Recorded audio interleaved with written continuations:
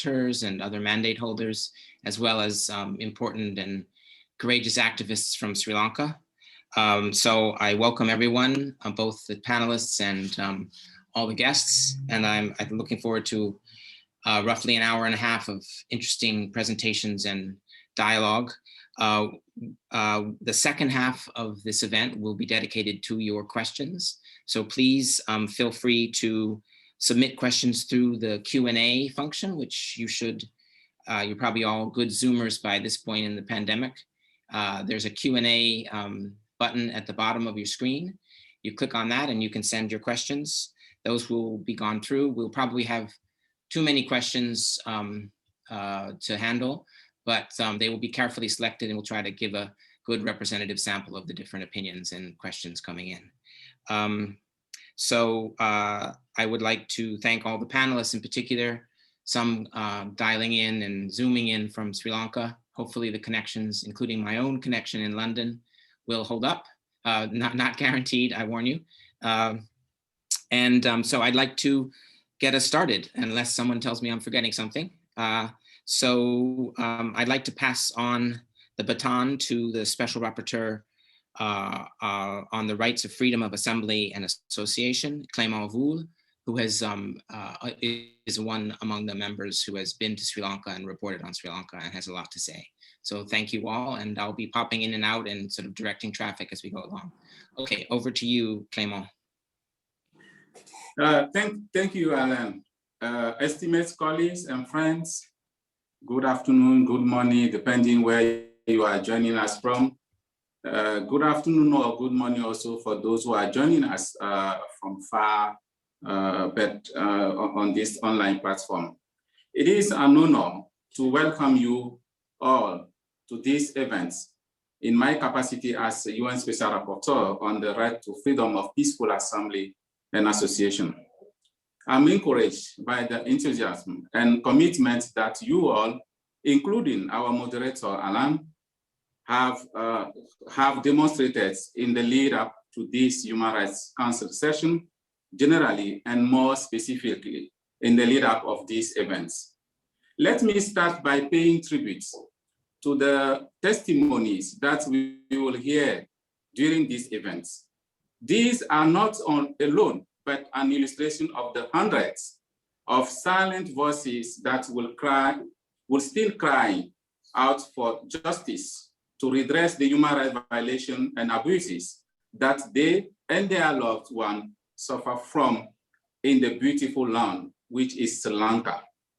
This is primarily dedicated to them and meant to give them the space that they deserve as the Human Rights Council discuss the important issue of the human rights situation in Sri Lanka.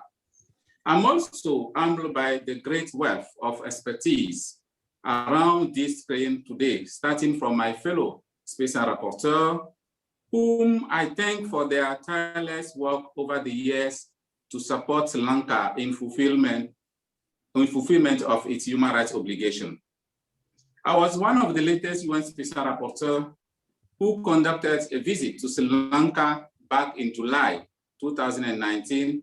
And back then, I had observed early warning signs of rollbacks on hard-fought progress made in the previous 4 to 5 years on rebuilding democratic institutions, pressing for accountability for past crimes, delivering justice for victims, and promoting reconciliation between communities. Regrettably, more than a year and a half later, I and my other colleagues who had visited Sri Lanka between 2015 and 2019, thanks to the cooperation of the governments, had to accept that the rollback have become a live reality. We, the UN Special Rapporteur, look back at some 400 recommendations made following 10 official visits from 2015 to 2019, and which identify root causes, patterns, and complexities relating to a history of conflict, human rights violation and abuses, and impunity, a considerable investment both from the side of the government and the UN special procedures. And we were dismayed to realize the extent of the emerging trends setting back the promotion of reconciliation, accountability, and human rights, reducing civic space and eroding important institutional safeguard for the protection of human rights.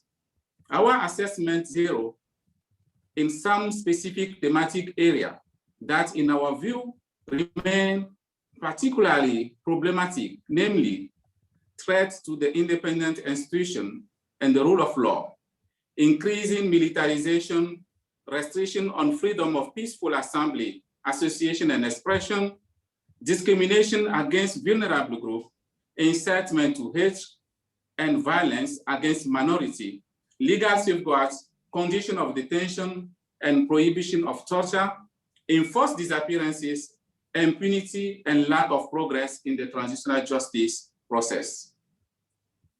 We will delve a bit more in some of these areas during our today conversation. And so without further delay, I'm turning back to the moderator and hope that the discussion will be fruitful for the way forward.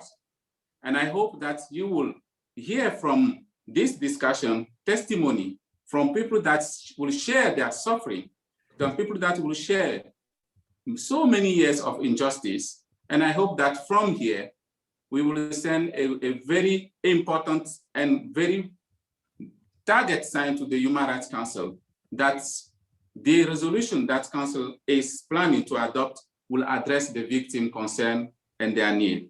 I thank you very much and hope that you will we will have a fruitful discussion here. Thank you very much. Thank you. Well, I still seem to have connection. I lost it briefly, but I'm back, so that's good. Thank you for your remarks, your opening remarks, Monsieur Voul. Now we have 3 testimonials from Sri Lanka, from activists well known among many of us and among many Sri Lankans. The first will be by video, and it's from Sandhya Eknalagoda, who is a Sri Lankan human rights activist. She became an International Woman of Courage, or she won the International Woman of Courage Award in 2017, well-deserved. She's been campaigning for thousands of missing persons in Sri Lanka, including her own husband, the missing journalist and cartoonist, Pragit Eknalagoda, whose case has been very prominent in Sri Lanka. It's one of the many emblematic cases that has not yet been solved, unfortunately. Because she's a member of Sri Lanka's majority Sinhalese community, she will speak in Sinhala, and which hopefully the video will, I believe it has English subtitles, so we'll all be able to understand it. And I will pass you over now to Flora, who will press the right buttons and we'll see what Sandhya has to tell us. We were having small problems with the video, so I will be sharing it, but it shouldn't be a problem. I will just share it from my screen. Please give me a second. Okay.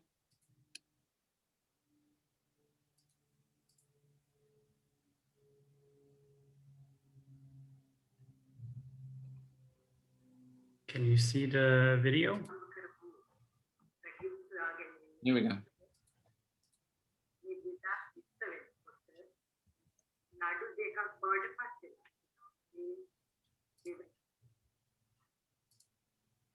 Okay, there seems to be a small issue, so I would suggest that we move on to the two speakers first, and we will listen to the video in a moment.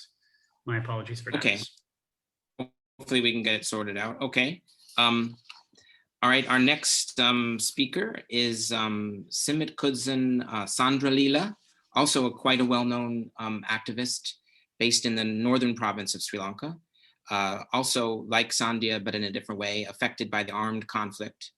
And she's been battling during the last several years for land rights, as well as issues around disappearances.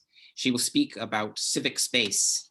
And unfortunately, I believe the lack of active, or the decline in civic space and democratic space that we're seeing right now in Sri Lanka.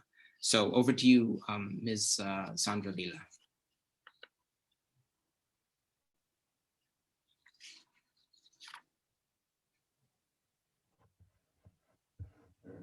Okay. Okay, we're just getting a message that she's not able to dial in, I guess. So, okay, 2 for 2. Let's see, let's try, I guess, hopefully we will have some luck connecting, getting the video working and connecting back to Sandra Leela soon. We can always hope. So I guess it's over to you, Ambika. Ambika Satkunanathan is currently a fellow with the Open Society Foundations. From 2015 to 2020, she was a commissioner of the Human Rights Commission in Sri Lanka, did a lot of excellent work and took on the government in very brave and smart ways. And prior to that, she was for 8 years, she was a legal consultant with OHCHR, helping OHCHR figure out what's going on in Sri Lanka. So I look forward to what Ambika has to tell us. Over to you. Thank you, Alan. I think what we see in Sri Lanka now is a form of law and order whereby the law becomes a state weapon of choice to control dissent. But at the same time, little respect is shown for the rule of law. We also see an unchecked national security regime that functions on creating fear amongst the public to obtain support for restricting fundamental rights. The executive president plays a key role in this because it is the executive's extended use of emergency powers to legislate that allows him to bypass elected representatives for an extended period of time that led to the state of exception remaining even after the state of emergency ceased to exist. What is happening now is part of a continuum that I suppose it's reaching its peak. During the first Rajapaksa regime, when the state of emergency lapsed in August 2011, the president used Section 12 of the Public Security Ordinance to call out the army to maintain law and order for many years. Like President Mahinda Rajapaksa, President Sirisena too used Section 12 after the state of emergency that was imposed following the Easter attacks was lifted in August 2019. Similarly, as soon as he was elected, the President Gotabaya began using Section 12 as well, with the most recent order issued on 17th February 2021. So a common strategy that is part of this national security regime is to label those calling for accountability and dissenters as threats to national security, which is then used to legitimize and justify extraordinary measures taken by the state against that person, often through weaponizing the Prevention of Terrorism Act. So now you would have the Tamil diaspora or the NGOs could be portrayed as an ever-present threat to the country. Foreign Secretary Admiral Jayantha Columbaga's statement that once you are a terrorist, you're always a terrorist, that is what we believe in, illustrates how dangerous being labeled a terrorist can be. Being a minority makes a person especially vulnerable to being so labeled. For example, the headline of an article on state-run ITN News website after the protest against the demolition of the memorial at the Jaffna University says, students who are going to be terrorists kneel before the special task force. Following the historical pattern of arbitrary arrests of Tamils under the PTA, after the Easter attacks, we saw the arrest of scores of Muslims, seemingly without evidence or reasonable suspicion. For example, there were cases of men being arrested for possessing small amounts of chlorines or even documents or the Quran in Arabic. More recently, poet Ahnaf Jassim from Mana in the north, was arrested in May 2020 because of a book of poetry, which supposedly promotes extremism, but actually calls for an end to extremism and is anti-violence. So what is the pattern that has emerged about the way PTA has been used?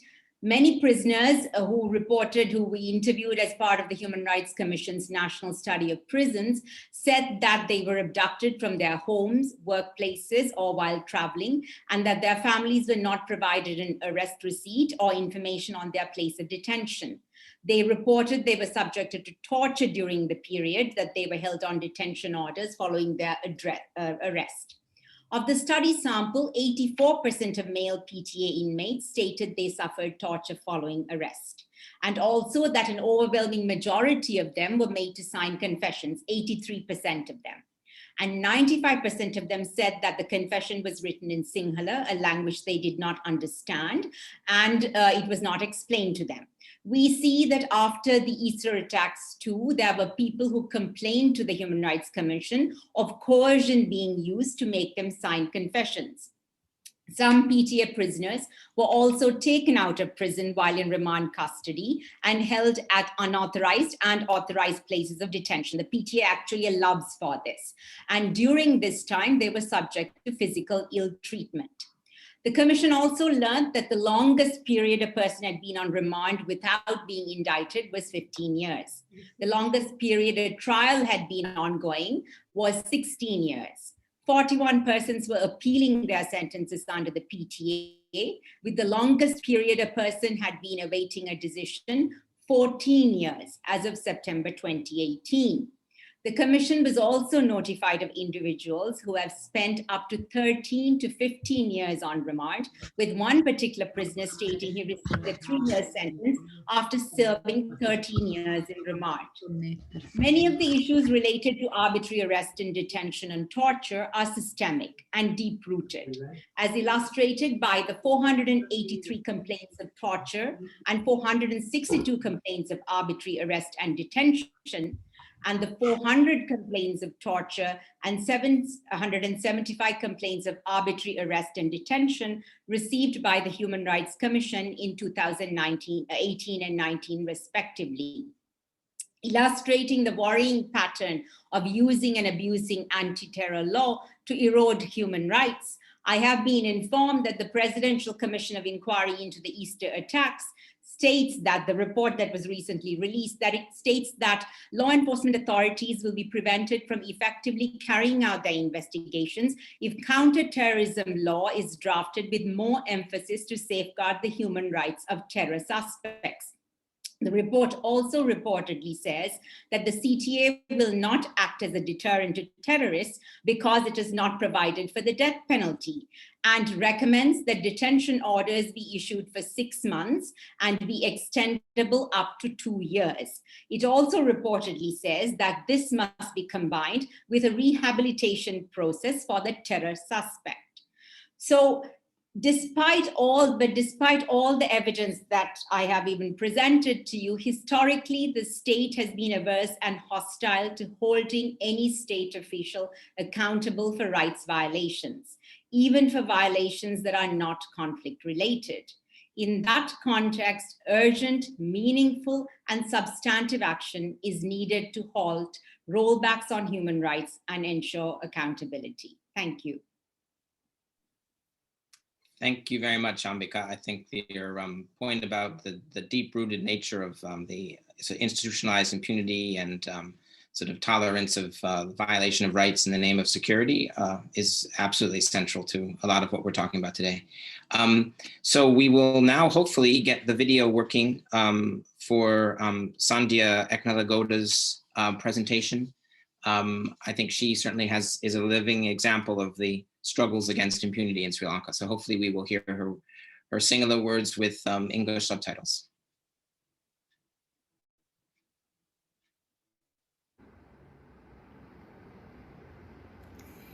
මම 2010 දී ආරම්භ කරපු ප්‍රගීත් සොයා ගැනීමේ ගමන මේ 2020 වෙනකොට නඩු දෙකක් බවට පත් වෙලා තිනවා.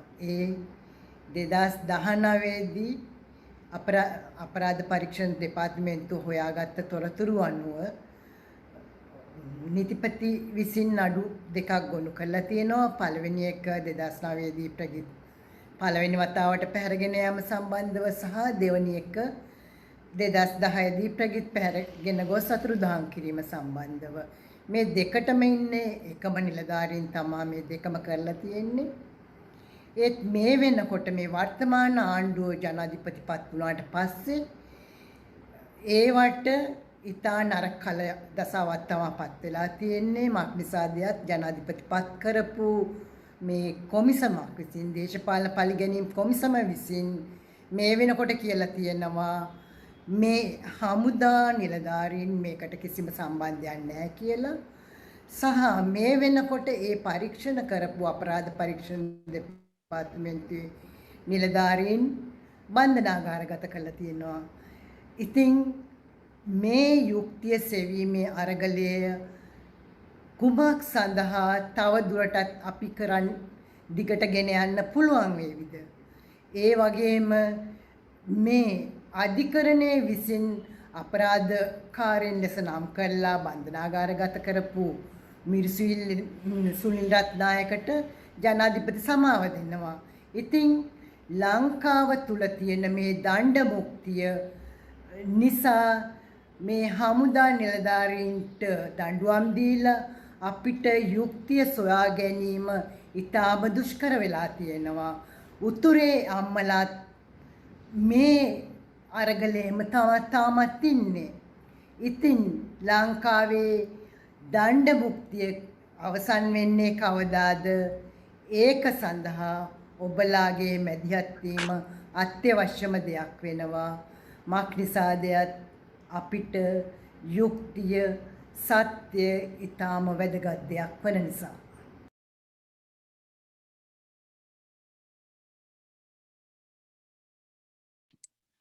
Okay, well, I can't thank Sandhya, but we can all appreciate her power of her words. And now for two reflections on what we've heard so far and also on what they've learned through their prior engagement on Sri Lanka. We were going to hear remarks from the Vice Chair of the UN Working Group on Arbitrary Detention, Ms. Lee Toomey, and then we'll hear from the UN Special Rapporteur on Minority Issues, Mr. Fernand de Varenne. So first to Ms. Toomey. Thank you very much. And may I start by really thanking the organisers for, including Clermont Voulet and others at OHCHR, the colleagues working to support all the mandates, for organising this side event. It's really important and could not be a more timely event such as now. As was mentioned, my name is Lee Toomey. I'm the chair of the Working Group on Arbitrary Detention. The working group visited Sri Lanka in December 2017, so it's coming up to about 3 years now since we've been there. Hopefully, much of what I'm about to say is very much still current. It certainly reflects the information that we continue to receive from those on the ground. We also met coincidentally with Ambika while we were in country, actually, and I heard what she had said about the number of people on remand under the PTA and could not support that more strongly. We also came across a very large number of people on remand for very long periods, well beyond the standards envisaged in the International Covenant on Civil and Political Rights. For example, in our report, which you can find on our website, you'll see mentioned that we came across one individual who had been under pretrial detention under the PTA for 22 years, which is completely unacceptable. And while it was one individual, we also came across many of the cases that Ambika outlined, including people on remand for 10 to 15 years, which is well and truly excessive. I wanted to talk to you a little bit tonight. Tonight, my time, I'm in Brisbane, Australia, so broadcasting to you from the other side of the world. But I wanted to talk to you really in a spirit of cooperation. I think what the special procedures mandate holders are hoping to get out of this event is really to put the emphasis at this timely moment upon the government of Sri Lanka implementing all of our recommendations. And it's in that spirit, as well as the spirit of prevention, in terms of trying to help the country not go back to where it was, that I wanted to draw attention to the working group's recommendations. I mentioned these under the general category of legal safeguards, conditions of detention, and prohibition of torture. Now, as you might expect from what I've just said, a major point of inquiry for the working group while it was in Sri Lanka was to look at the repeal of the Prevention of Terrorism Act. We looked very closely at the Act, including what many stakeholders told us, and we were informed that it either because of the wording or because of its implementation, is resulting not only in the very long periods of pretrial detention that I referred to, but that people can't access legal assistance until the commencement of proceedings, and that also bail is the Attorney Attorney General can routinely deny bail, which is often the case for PTA suspects. So we recommended that it be repealed and promptly replaced with new counter-terrorism legislation in line with international best practices, and to ensure that safeguards against arbitrary arrest and detention and torture and other cruel and inhuman or degrading treatment are prevented wherever possible. That was, I think, one of the centerpieces of our recommendations. We really heard a significant amount in traveling around the country about the PTA. I understand from our sources on the ground from follow-up to our country visit that there has been no progress in repealing or amending the PTA, and that's one of the key recommendations that we would like to see implemented going forward. I see that the High Commissioner also mentions this topic in her recent report. The next recommendation that we made, and it's closely related to the first one, was that an urgent nationwide audit be conducted to determine exactly how many people are being held under the PTA.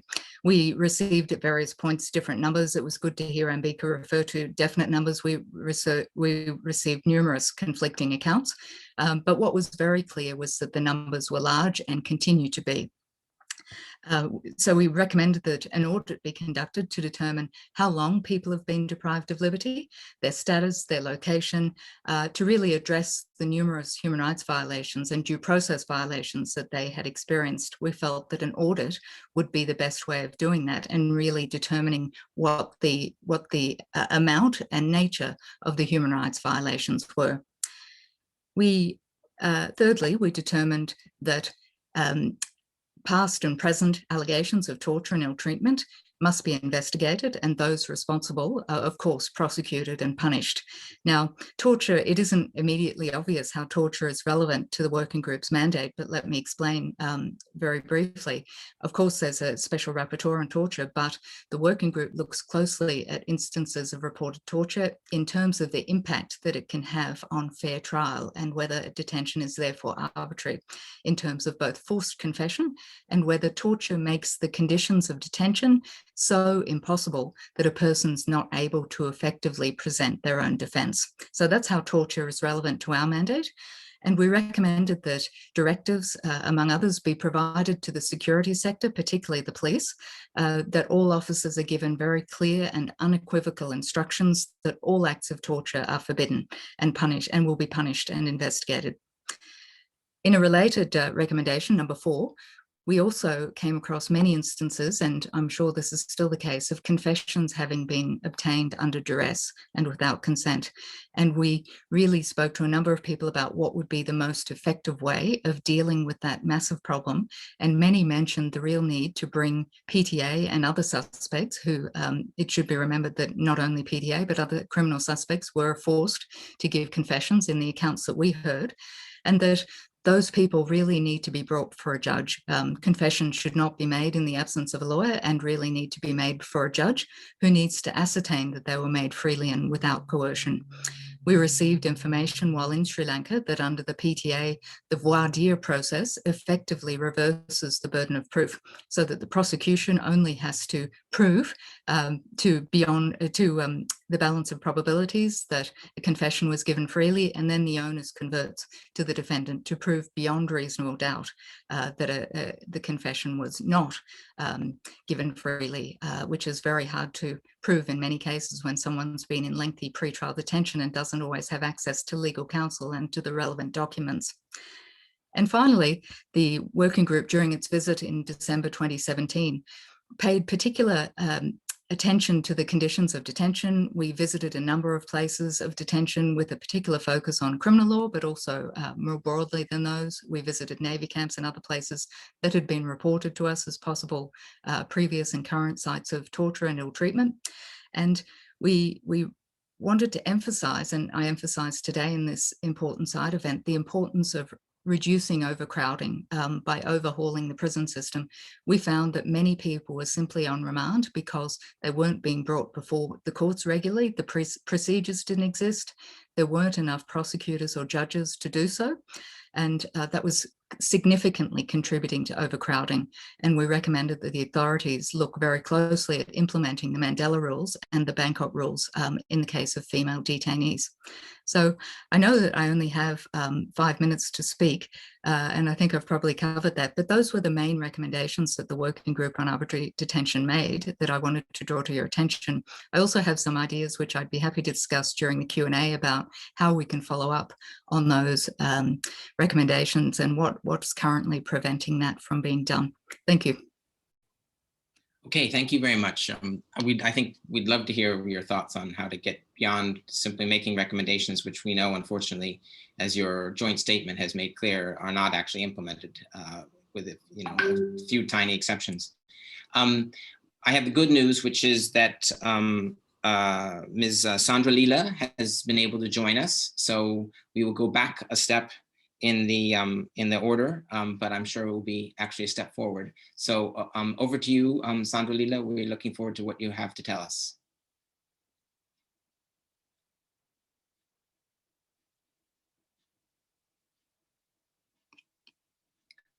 I see that she's on there somewhere, but I think you're muted.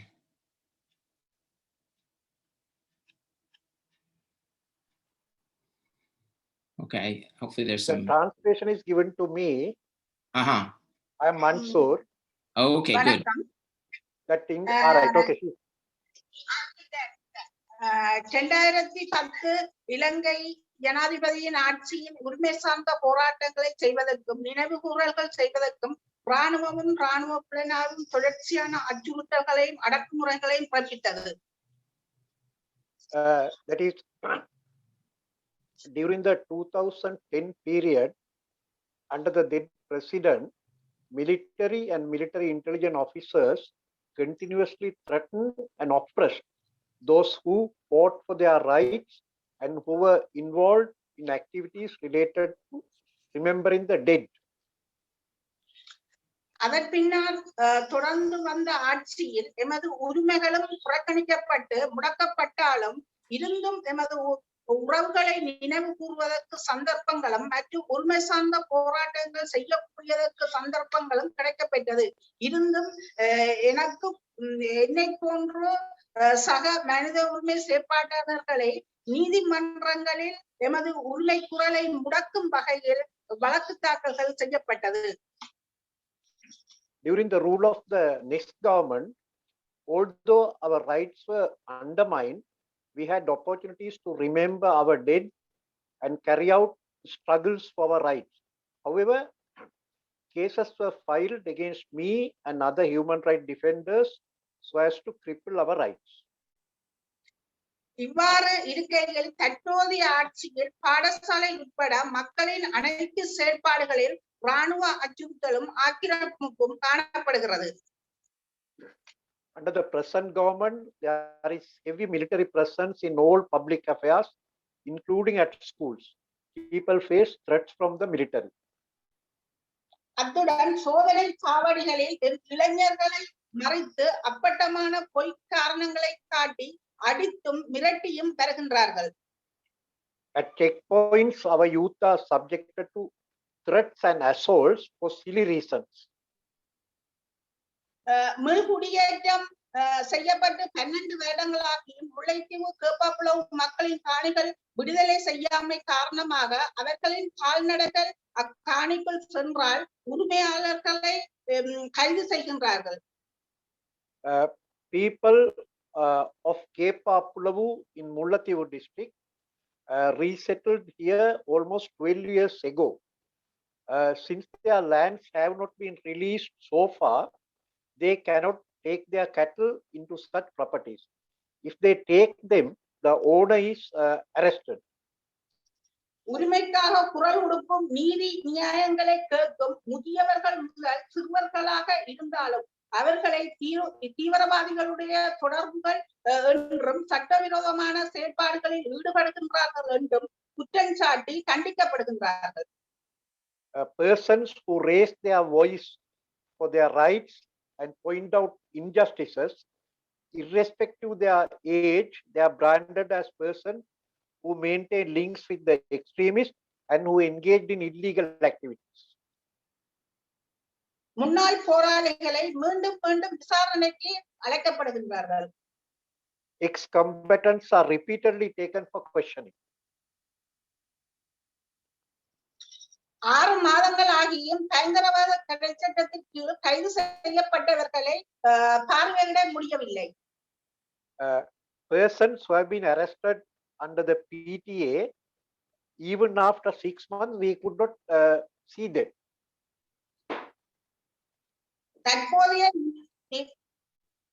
தற்போதைய நிலையை corona வைரஸை காரணம் காட்டி தமிழ் பேசும் மக்களின் கலை கலாச்சார நினைவு கூறல்களை முடக்கும் முகமாவது, அதாவது மாவீரர் நாள், இன ஒழிப்பு நாள், பொத்திவில் தொடக்கம் பொலிகண்டி வரையிலான போராட்டத்தில் கலந்து கொள்ளக்கூடாதென அதில் ஆர்வம் காட்டியவர்கள் மீது எம்மில் சிலரை நீதிமன்ற தடை உத்தரவும் பிறப்பிக்கப்பட்டு விசாரணைகளும் இடம்பெற்று வருகின்றது. Under the pretext of fighting COVID-19, activities related to the arts and culture of the Tamil-speaking people are being suppressed. Court orders have been issued against few of us who are so keen in participating Heroes Day, Genocide Day, and the protest march from Pothuil to Puligandi. Inquiries also have been held against us. இவ்வாறு எமது உரிமைகள் முடக்கப்படுவதுடன் இன ஒழிப்பு நடவடிக்கையும் இடம்பெறுவதை காணக்கூடியதாக இருக்கின்றது. It can be observed that our rights are being suppressed through such interventions, while Tamils are being targeted for atrocities based on their ethnicity. நன்றி. Thank you very much. Thank you, both of you, Mansoor and Sandra Leela. I'm struck by just how perennial these problems of land and militarization and this repression of dissent, how interconnected and long-lasting they are. Let's go now for some comments from the Special Rapporteur on Minority Issues, Fernand de Varenne. Merci beaucoup, distingués collègues, mesdames et messieurs. Bonjour Clément, bonjour tout le monde. Almost 5 years ago, my predecessor held a mission to Sri Lanka, and what she saw then was exclusionary and discriminatory practices, specifically against certain minorities. Unfortunately, plus ça change, plus c'est pareil. Changes in more recent years have not been, let's be honest, for the better. Minorities remain stigmatized. We've already heard this. They're stigmatized as threats, sometimes terrorists, disloyal, or not real citizens deserving of full equality because they're different. They're different because of their culture, religion, or language. She highlighted in particular the very low levels of participation and representation of minorities in the major institutions and decision-making bodies. This is also often apparent because of the dominance of the Sinhala language. We just heard about that, as a matter of fact, and the de facto sole language in these institutions and bodies. That has the result of excluding particularly Tamils and others who may not be fluent in that language. And to be more direct, minorities and in particular Tamils and Muslims are vastly underrepresented in these areas, including in employment in the civil service. This raises grave concerns of discrimination. This is a potential violation of one of the most fundamental human rights pillars in international law. She also identified barriers such as not being able to use the Tamil language when dealing with state institutions, local authorities, the police, and even public hospitals, for example. She was told that most of these institutions across the country use only Sinhala in communications. So this language gap often puts Tamil speakers, including, by the way, most Muslims, at a significant disadvantage with respect to employment and access to various service.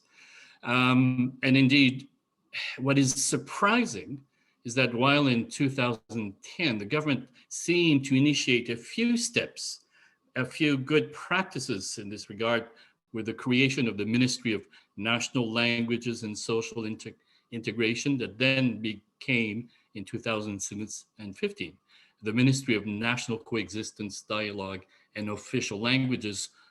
All of those ministries and what we could have actually assumed were steps towards good practices were abolished after 2018. There was also a Ministry for Resettlement, Rehabilitation, Northern Development, and Hindu Religious Affairs. That's also gone after 2018. So the signal for minorities is that their interests and their rights do not seem to matter in the structures of government in Sri Lanka from particularly 2019. The conclusion seems to be fairly evident. And what could have been considered as I said earlier, as steps towards good practices have been really eliminated in the last couple of years. So this clearly suggests, it seems, active hostility and discriminatory practices towards minorities and their exclusion from full participation in society. Another issue, and I will have to finish soon, another issue is that law enforcement officers and members of the military are almost exclusively Sinhalese. And those who are deployed in Tamil-speaking areas often lack Tamil language skills. And this causes real problems, day-to-day problems and frustrations. But it also widens the gap further between majority and minority communities. One example I think it's important to mention is that despite the establishment of a children and women's bureau desks, or a series of desks at local police stations, minority women, particularly Tamils and Muslims, reported difficulties in access owing to language barriers. And to my knowledge, there are no noticeable improvement in these matters, nor efforts to address these examples of exclusion and probably discrimination. There's difficulties in constructing new places of worship and even accessing cemeteries, especially for members of smaller Christian and Muslim denominations. Moreover, it seems that Article 9 of the Constitution, which refers to the status of Buddhism, is used sometimes to the detriment of other religions. We've noticed there's been reports of accelerated construction of Buddhist temples, shrines, and statues in what is described as an alarming rate and in areas that were traditionally non-Buddhist. And this creates resentment and animosity.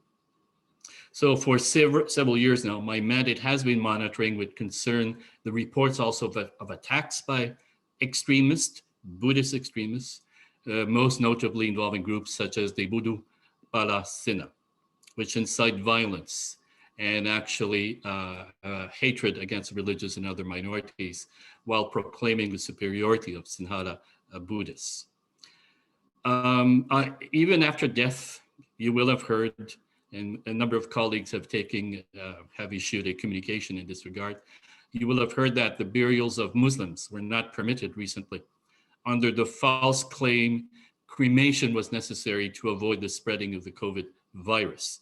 It seems, however, that this policy has been changed, but it shows a dismissal, if not disdain, for the rights of minorities, even after the end of their life.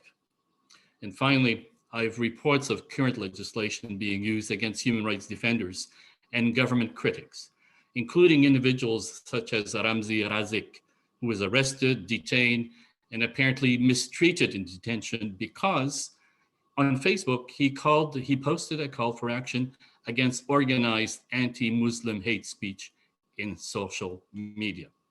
If I can end by saying, I am extremely concerned that since the visit of my predecessor, things have gone from, well, I think the best way to describe it is from bad to worse.